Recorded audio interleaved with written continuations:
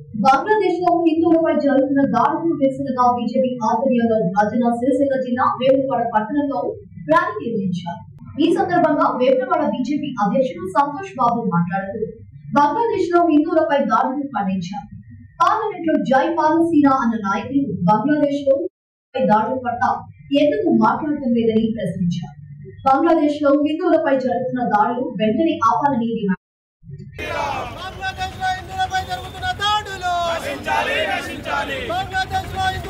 భారతదేశం స్వతంత్రం పొంది మరి మతం పేరు మీద విభజన జరిగి 75 సంవత్సరాల పైన గడిచింది.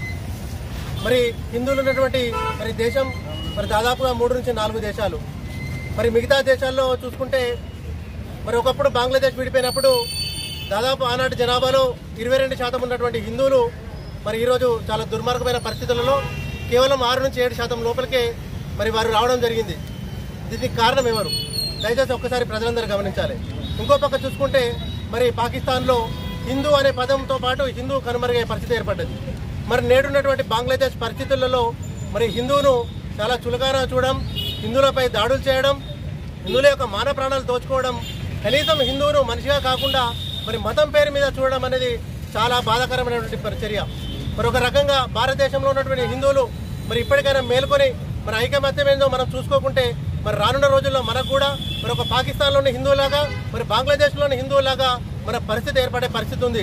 మరి దేవాలయంలో దైవం మొక్కడం ఎంత మరి ఈ రోజు ఉన్నటువంటి పరిస్థితులలో ఎంత ఇంపార్టెంట్ అని మనం అనుకుంటున్నామో మన ధర్మం పట్ల కూడా మనం అంతే మరి మనం ఐకమత్యంతో ఉండాల్సిన పరిస్థితులు ఏర్పడ్డాయి.